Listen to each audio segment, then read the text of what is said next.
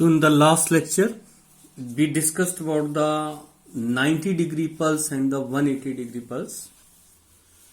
These were necessary features in order to understand the spin relaxation and spin lattice relaxations.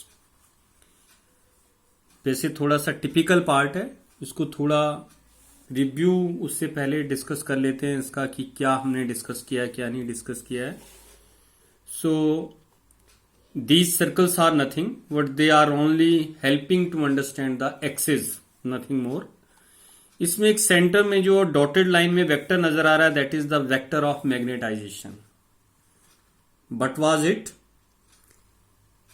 आपके पास एक system है उसमें different न्यूक्लियाइज हैं, उसको आपने मैग्नेटिक फील्ड में प्लेस कर दिया है तो बहुत सारे न्यूक्लियाइज जो हैं वो उसकी अप्लाइड मैग्नेटिक फील्ड के अलोंग जो हैं वो अपने आप को अलाइन कर लेते हैं in the direction of the applied magnetic field. तो इंडिविजुअल मैग्नेटिक डोमेन जो है पर्टिकुलर एक एटम की या एक न्यूक्लियस की, तो उन सबको इकट्ठा कर दो तो एक पर्टिकुलर डायरेक्शन आती है, तो वो direction along the applied field Z axis के along, that is the Z axis here, ये ऊपर शो कर रखी है यहां पर. तो जेड एक्सिस के अलोंग जो उसने अलाइन किया हुआ है, तो ये वेक्टर ऑफ मैग्नेटाइजेशन इंडिविजुअल जो मैग्नेटिक डोमेन्स है उनका एडेड सम है ये, that is along the applied magnetic field. अब आपने मेजर करना है रिलैक्सेशन टाइम, वो भी कौन सा, ट्रांसवर्स या जिसको स्पिन रिलैक्सेशन टाइम बोलते हैं. तो आपने एक्स एक्सिस के अलोंग जो है वो एक मैग्नेटिक पल्स जो वो अप्लाई करनी है. मैग्नेटिक फील्ड होता है, पल्स नहीं होता है. यूजली जो अप्लाइड मैग्नेटिक फील्ड होता है उसके परपेंडिकुलर एक्सिस में एक ट्रांसमीटर होता है और एक रिसीवर होता है. One is transmitter, another is receiver. तो एक्स एक्सिस के अलोंग ट्रांसमीटर मान लीजिए, वाई एक्सिस के अलोंग जो वो रिकॉर्डर मान लीजिए, रिसीवर मान लीजिए, और जेड एक्सिस के अलोंग जो वो अप्लाइड मैग्नेटिक फील्ड है. Instead of applying the magnetic field we send a alternating current pulse through the transmitter. Transmitter के थ्रू जो एक पल्स जो वो इंट्रोड्यूस करते हैं, उस पल्स के अकॉर्डिंगली क्या होता है कि मैग्नेटिक फील्ड इंड्यूस होता है एक्स एक्सिस के along. The magnetic field is induced. तो वो मैग्नेटिक फील्ड जो है वो इस मैग्नेटाइजेशन वेक्टर को अपनी तरफ जो वो ड्रिफ्ट करेगा, that is drifting this Z जो मैग्नेटाइजेशन वेक्टर है that is drifting toward the x axis. Z के अलोंग जो है उसकी प्रिसेशनल फ्रीक्वेंसी अलग होगी, एक्स के अलोंग जो प्रिसेशनल फ्रीक्वेंसी अलग होगी. वो डिपेंड करता है कि एक्स के अलोंग जो कितना मैग्नेटिक फील्ड अप्लाई किया है और जेड के अलोंग जो कितना मैग्नेटिक फील्ड अप्लाई कर रखा है. तो इसमें मैंने थोड़ी सी कैलकुलेशन दी थी यहां टाइम की, वो पहले भी कैलकुलेट कर लिया हमने कि जेड एक्सिस के अलोंग इतना मैग्नेटिक फील्ड है, एक्स एक्सिस के अलोंग इतना इंट्रोड्यूस हुआ या इंड्यूस हो रहा है, तो उसके अकॉर्डिंगली जो है वो मैग्नेटाइजेशन वेक्टर जो है वो कितना टिल्ट होगा या कितना यहां से ड्रिफ्ट होगा. अगर 100 माइक्रो सेकेंड्स अप्लाई होते हैं तो एक रोटेशन कंप्लीट करता है वो.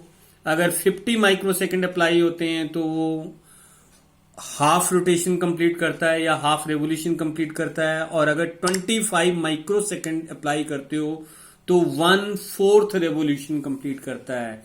When it is completing the 1/4 revolution then we say it is a 90-degree pulse. तो यहां पर ये नीचे डायग्राम शो कर रखा है, see here it has been drifted through the 90 degree, that is why it is termed as the 90-degree pulse.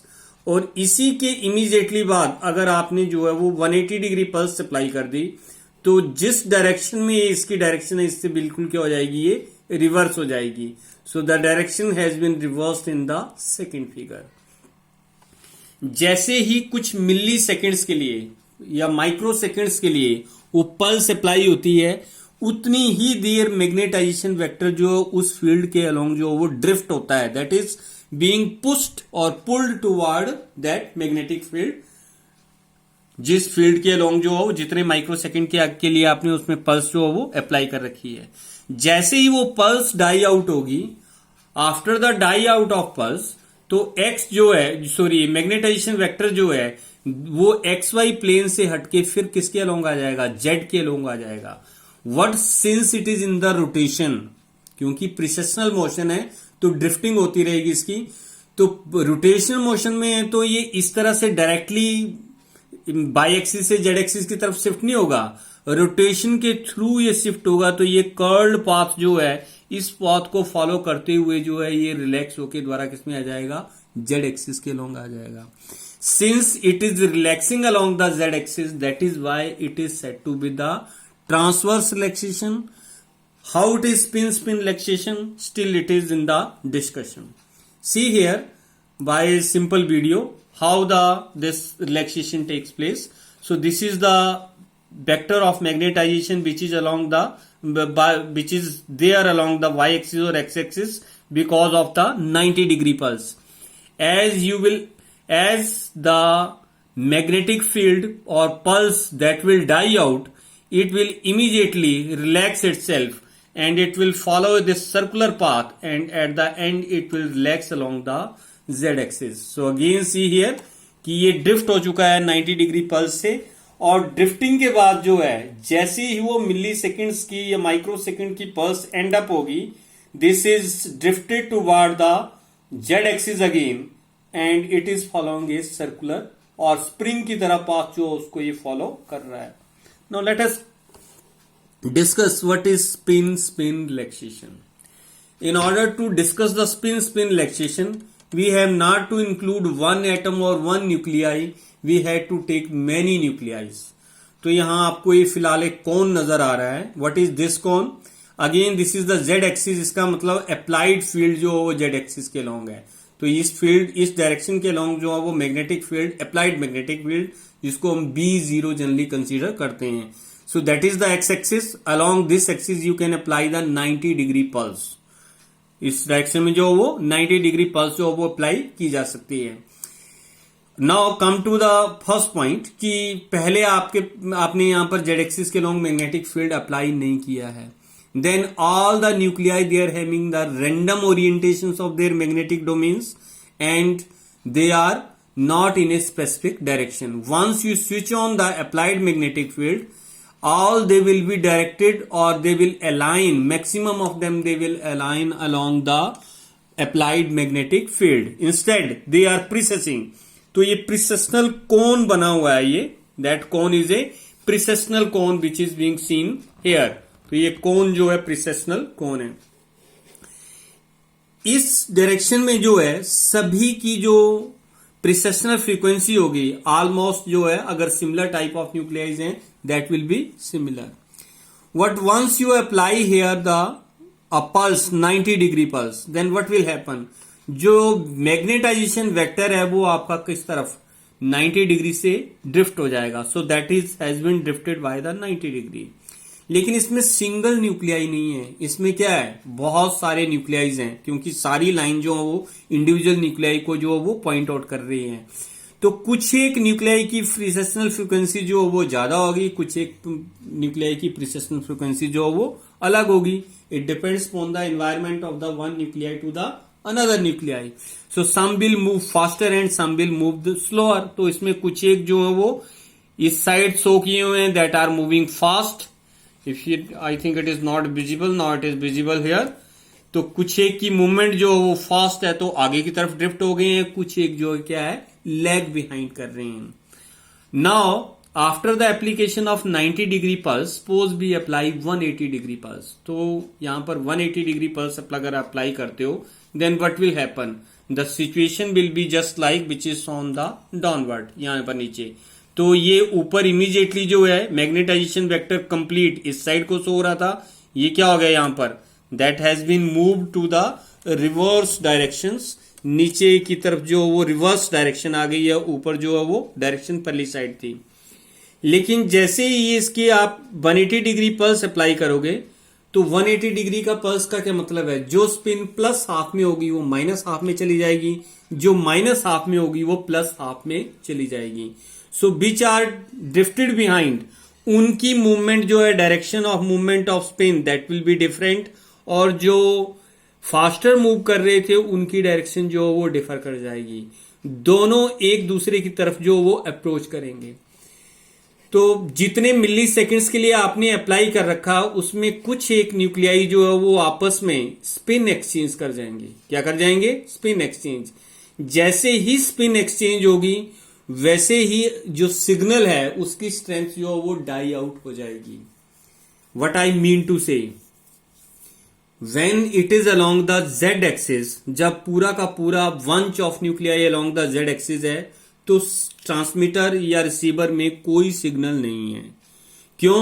क्योंकि जब तक वो उस एक्सिस को ड्रिफ्ट नहीं होता तब तक सिग्नल ट्रांसमिट नहीं होता है। किस एक्सिस को?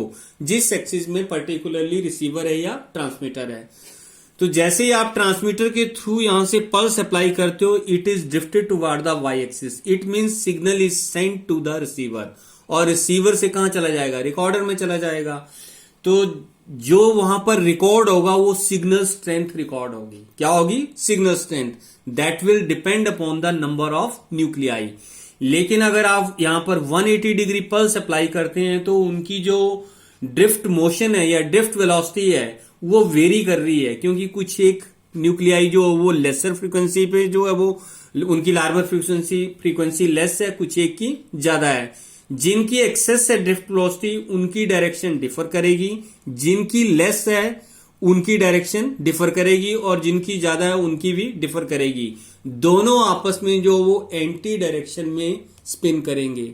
Once they will catch each other their spins will die out.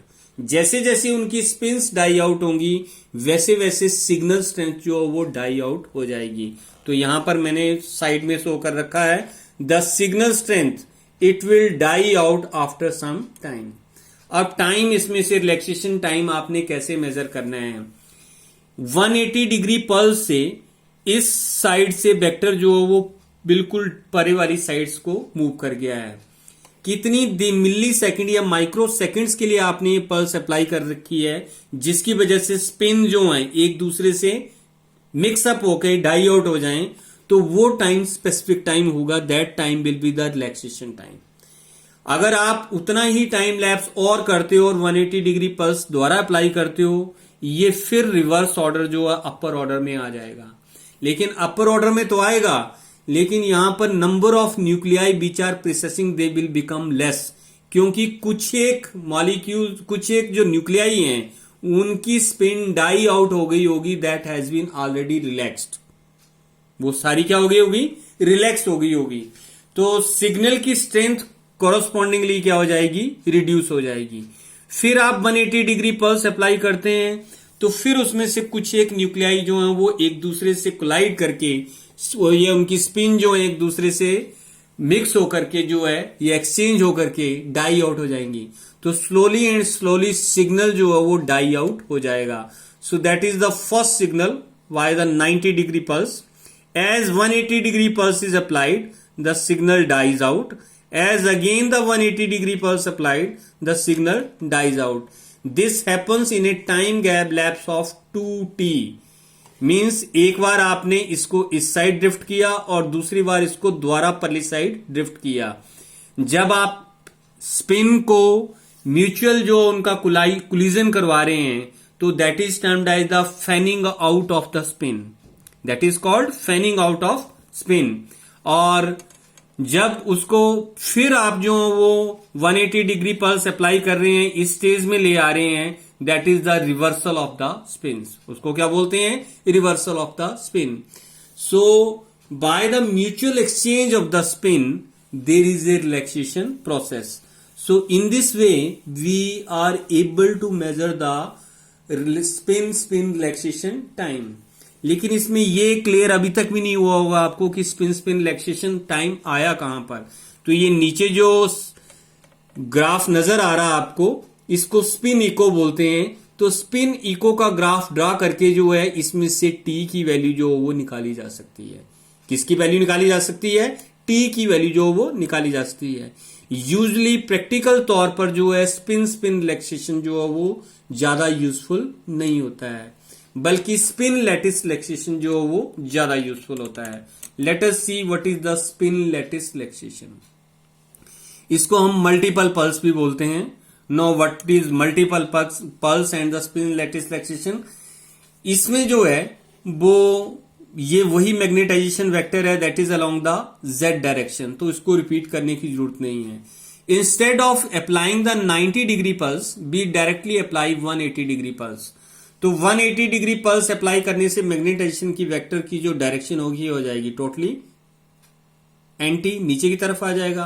पहले ये ऊपर की तरफ जो वो जा रहा है, आपने एक्स एक्सिस के ट्रांसमीटर कॉइल के थ्रू जो है वो एक एसी करंट की पल्स भेजी कुछ मिली सेकेंड्स के लिए, माइक्रो सेकेंड्स के लिए, तो वो पल्स जो कितनी है 180 डिग्री पल्स वाली है, तो वो इस मैग्नेटाइजेशन वेक्टर को रोटेट कर देगी bye 180 degree.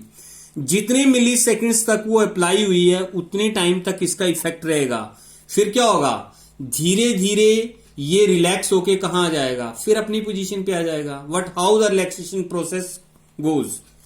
So this is the first case of the reversal कि 180 डिग्री पल्स अप्लाई की तो ये फर्स्ट केस में इतना रिवर्स हो गया।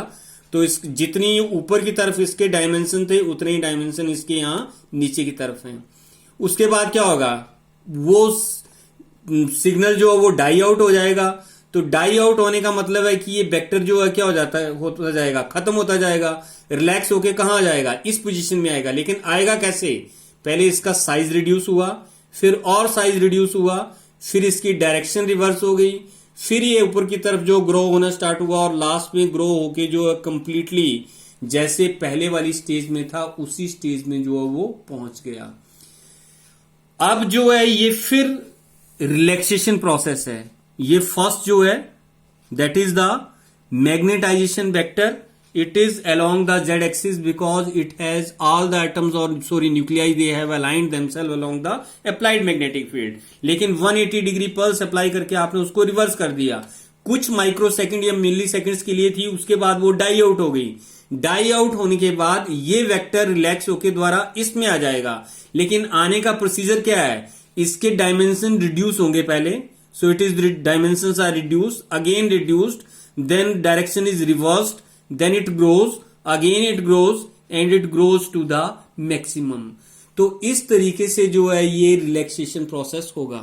अब ये रिलैक्सेशन प्रोसेस की डायरेक्शन क्या है, पीछे जो है वो 90 डिग्री के एंगल से रिलैक्सेशन प्रोसेस था, इसीलिए उसको ट्रांसवर्स बोला। इसकी डायरेक्शन कौन सी है, इसकी डायरेक्शन वही डायरेक्शन है जो अप्लाइड मैग्नेटिक फील्ड की है। ये डायरेक्शन है ना अप्लाइड मैग्नेटिक फील्ड की, तो इसी डायरेक्शन में आ तो एंटी रही है लेकिन डायरेक्शन एक ही है। यहां ये ऊपर की तरफ है, ये नीचे की तरफ है, तो सिंगल लाइन में ही आ रहा है। तो सिंगल लाइन में इसका ग्रो है और श्रिंक हो रहा है। It is shrinking in the same line as well as growing in the same line. तो इसीलिए इसको क्या बोलते हैं, लॉन्गिट्यूडनल रिलैक्सेशन बोलते हैं। क्या बोलते हैं इसको, लॉन्गिट्यूडनल रिलैक्सेशन। तो यहां पर देखो ये साइड में मैंने थोड़ा सा इसको एनिमेट किया हुआ है, आपको लग जाएगा पता है यहां की स्पिन रिलैक्सेशन क्या होती है। So that is the vector, magnetisation vector here of the blue colour. Once you apply the 180 degree pulse, then in this way the signal grows and again it come relax in the same direction. दोबारा देखो इसको किस तरह से show किया ये।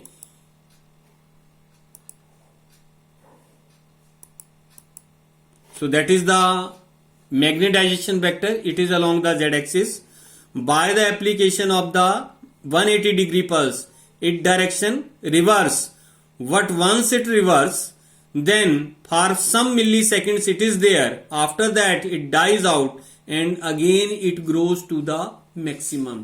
तो ये एक ही डायरेक्शन में एक ही पॉइंट पे जो है क्या कर रहा है, श्रिंक हो रहा और ग्रो हो रहा है। तो इस तरह का जो रिलैक्सेशन आता है उस रिलैक्सेशन को क्या बोलते हैं, स्पिन लैटिस रिलैक्सेशन बोलते हैं। क्या बोलते हैं, spin lattice relaxation. Now how to find out it कि स्पिन रिलैक्सेशन टाइम कितना है। तो ये किसी भी स्टेज पे आप जो है इस सिग्नल को जो है वो रिसीवर की तरफ जो है वो सेंड कर सकते हैं। कैसे, by the application of 90 degree pulse. ये 90 डिग्री पल्स द्वारा डिस्कशन में आई। क्या है, जब भी आपने सिग्नल को ट्रांसमिट करना है you have to apply the 90 degree pulse, क्योंकि जो रिसीवर और ट्रांसमीटर हैं वो हमेशा अप्लाइड मैग्नेटिक फील्ड के 90 डिग्री एंगल पर ही होंगे। तो जब तक आप उस साइड को उसको ड्रिफ्ट नहीं करोगे तब तक जो वो सिग्नल रिसीव नहीं होगा। लेकिन आपने इतनी जल्दी उसको मतलब 180 डिग्री पल्स अप्लाई की और इस स्टेज पे हो या इस स्टेज पे हो, इस स्टेज पे अगर आप उसको जो है वो क्या कर देते हो 190 डिग्री पल्स अप्लाई कर देते हो तो इसका साइज लेस है और डायरेक्शन इसकी क्या है, नीचे की तरफ है। तो जो रिकॉर्डर है उसमें नेगेटिव सिग्नल आएगा, इसका भी रिकॉर्डर में नेगेटिव सिग्नल आएगा और उस सिग्नल की स्ट्रेंथ बहुत कम होगी क्योंकि ये जो मैग्नेटाइजेशन वेक्टर है दैट इज वेरी स्मॉल। यहां जो है सिग्नल पॉजिटिव हो गया लेकिन उसकी स्ट्रेंथ वीकर है। यहां सिग्नल ग्रो हो गया तो उसकी स्ट्रेंथ थोड़ी सी इंक्रीज हो जाएगी। यहां सिग्नल और ज्यादा ग्रो हो गया तो यहां पर जो है वो सिग्नल स्ट्रेंथ जो है वो और इंक्रीज हो जाएगी। And at the end you are having the maximum signal strength. तो इसमें बहुत ही माइन्यूट तरीके से जो है वो कितने टाइम बाद आपने 90 डिग्री पल्स अप्लाई करनी है वो कंप्यूटराइज्ड वे से या माइन्यूट वे से जो वो स्टडी किया जाता है। तो कंप्यूटर के साथ ये लिंक्ड होता है। तो कंप्यूटर जो है अपने तरीके से एक series of the time utilize करता है, 1 second, 2 second, 3 second, 4 second, 5 second, हर एक पे वो 90 डिग्री पल्स अप्लाई करके देखेगा और उसके बाद वो इंटेंसिटी ऑफ सिग्नल को प्लॉट करता है in order to find the relaxation time. So यहां से यहां तक जो है वो एग्जैक्ट फाइंड आउट करने के लिए सीरीज ऑफ टाइम लैप्स जो वो यूटिलाइज करने पड़ते हैं कंप्यूटर को। वो 1 सेकेंड के बाद भी भेजेगा, 0.5 के बाद भी भेजेगा, फिर वो प्लॉट करेगा time versus signal strength and he will find कि पीक सिग्नल स्ट्रेंथ कब आ रही है। तो उसके अकॉर्डिंगली जो है वो स्पिन लैटिस रिलैक्सेशन टाइम जो वो कैलकुलेट किया जा सकता है। Remaining portion we will discuss next time.